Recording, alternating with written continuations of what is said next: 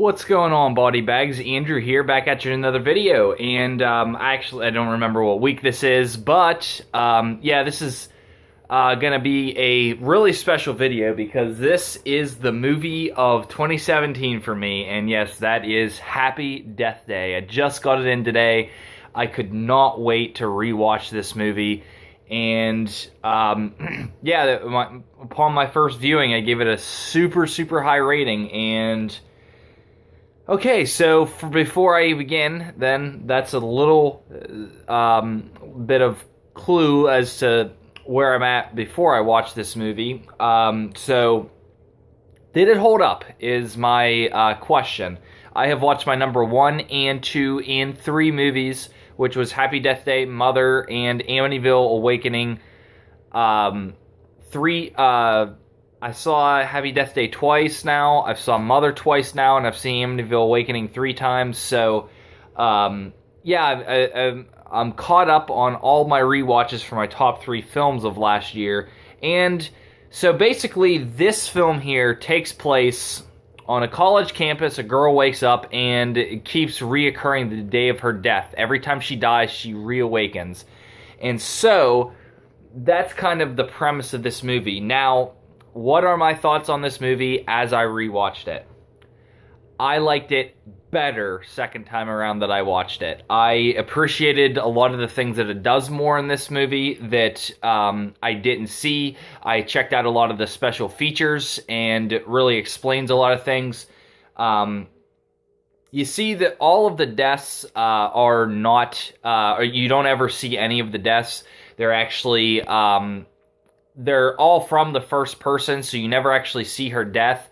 And that's because for Christopher Landon, who was the writer-director of this movie, the time loop actually starts, you don't actually see her death. It's actually right before her death. It continues her life, so you don't ever actually see her deaths, because death would stop the loop entirely.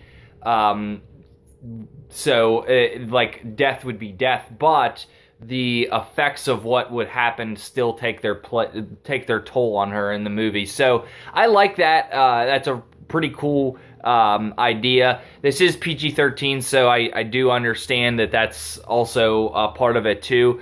This was definitely shot to be PG-13. There's no deleted scenes that are like extra gore or anything like that.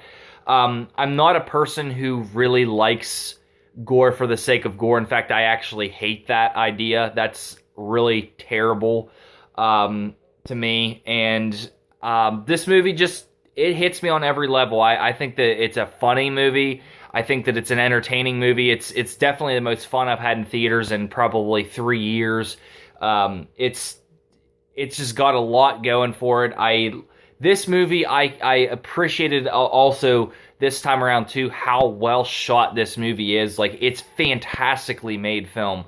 Yeah, there's a couple CG scenes that I'm like, that's a little shoddy, and there's a couple scenes that are acting, even as I'm wiping tears away, pretty emotional scenes that were pretty poorly executed in the acting category, but other than that, I think this movie's pretty fantastic. If you're in the mood for like I don't know, this is definitely a teen movie. It's definitely like a more fun movie. It's a feel-good kind of movie.